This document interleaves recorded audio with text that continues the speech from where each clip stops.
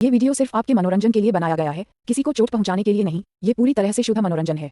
Picture चालू करो। हनुमा जी, ये सीधा जवाब एक तो ये पेंशन वाले मुद्दे का। उन्होंने कहा कि पेंशन ही बचाना होगा तो वो जो आज ज्वाइन कर रहा है वो तो कब रिटायर होगा, तब तक मेरी उम्र 105 साल होगी।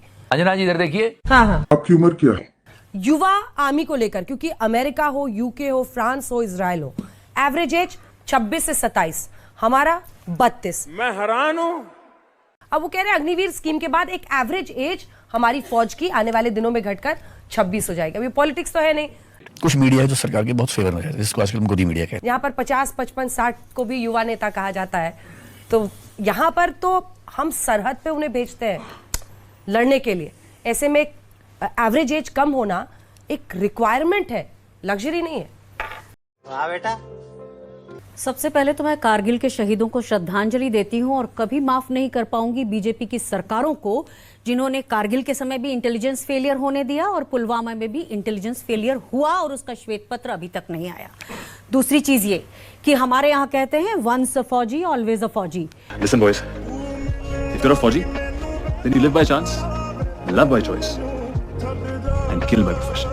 तो अगर मैं कांग्रेस की प्रवक्ता भी हूं, लेकिन मुद्दा चूंकि फौज का है, तो मेरे 24 साल की जो सर्विस है, कमीशन सर्विस, मैं उसके आधार पर बात करती हूं।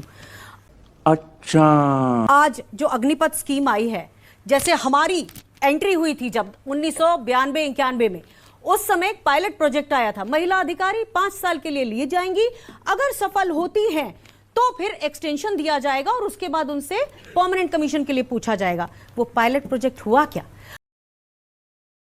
हमारी सेना में हर बार एक पायलट प्रोजेक्ट के बगैर कोई स्कीम लॉन्च नहीं की जाती।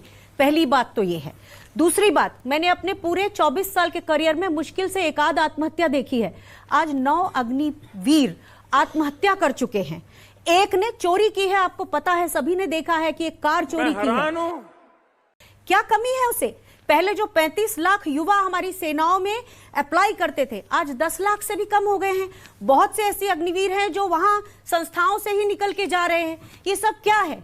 और जितने भी लोग इसका समर्थन भी कर रहे हैं हमारे फौज के, मुश्किल से 10% है, वो भी कहते हैं पैबंद लगा दीजिए, अगर आप ऐसा कर देंगे तो अच्छा हो जाएगा, वैसा कर देंगे तो अच्छा होगा।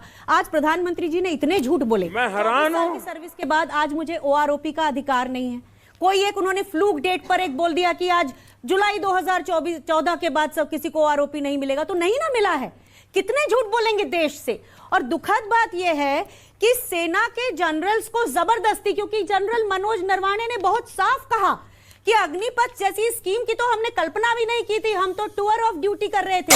ये जो कहानी सुना रहे हैं कि सेना की उम्र की बात है, यही प्रवक्ता बहुत दिनों पहले तक डिफेंस पेंशन की बात कर रहे थे। इन्होंने बार बार अपने वक्तव्य बदले हैं।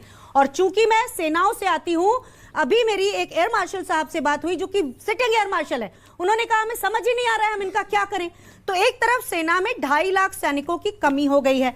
हम 2 फ्रंट वॉर लड़ रहे हैं। हमें लद्दाख में भी उसी क्लाइमेट में, कोल्ड क्लाइमेट में उनको रखना है, उतना ही कश्मीर में भी रखना है। बार बार इंटेलिजेंस फेलियर हो रहे हैं। सेनाओं का केवल राजनीतिक इस्तेमाल करने वाले प्रधानमंत्री ये जान लें कि सेना तो शूरवीर है, लेकिन हमारे देश के प्रधानमंत्री कायर हैं, क्योंकि नहीं बेटा, ये ठीक नहीं है। चीन के हमारी सरहदों में घुस आने के बाद भी वो कहते हैं ना कोई घुसा है ना कोई घुस आया है। तो खत्म।